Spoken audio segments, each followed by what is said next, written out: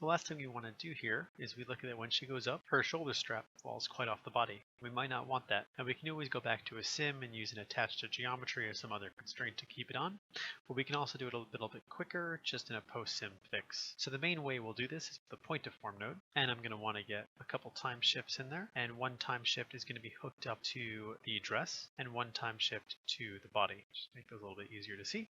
My first input is going to be the time shift of the dress, the second is the time shift of the body, and the third is the animated of the body. And I'll set both these time shifts to frame 1. So just looking at the original incoming animation for a second, we see that it falls off the shoulder roughly around 43 somewhere, and it's back on by about 65 or so. We're going to be using this point to form roughly around 43 to 65. Now I'm going to come steal our little paint network and just give myself some more room.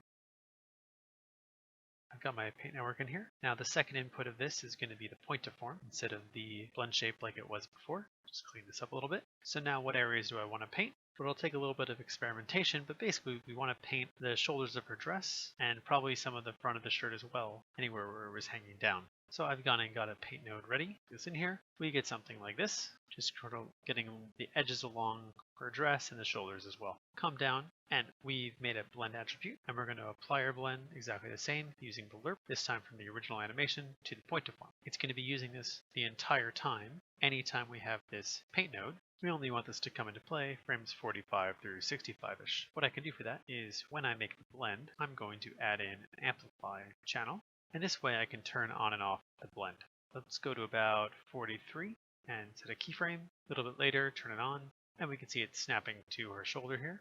And a little bit later, another keyframe on, and a little bit later, we'll turn it off. So now as she goes up, it all stays on the shoulder. Maybe it's poking through a little bit here. Come to that in a moment. And when she goes back down, it's free to do the original simulation. At the point where this paint ends, so somewhere around here, there might be a little crunchiness as we're not completely blending to each other. So what we can do for that is add a delta mush. I'm just going to delta mush the entire dress, but I'm again only going to apply that delta mush around those blended areas. So I can bring a duplicate of this down, first input here, second input here, and now I can just delta mush these sections that I might need. Now one thing you can notice is as you're doing all these point to forms and lerping positions, you might have parts of your cloth that start getting dark, and that's just because the normals have been all messed up. So it's usually a good practice. You can add another normal node down after this, and it's going to make things a little bit easier to see again. One final step here is during all of our delta mushing and our point deforming, we're going through the body just a little bit. I'm going to bring over this very common SDF push, and I'll just copy that over here for now. The second input up to my body,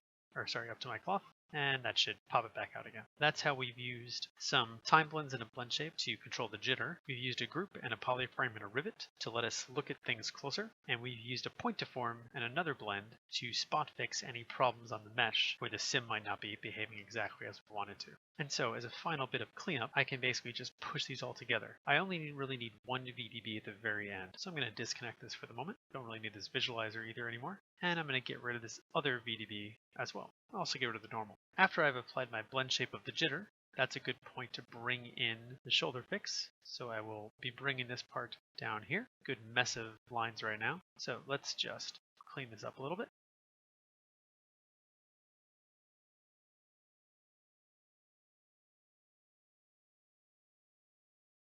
Just to make things easier for myself in the future, add some control boxes around here. So this is going to be our jitter fix. This section is our shoulder strap. And finally, we have our SDF push.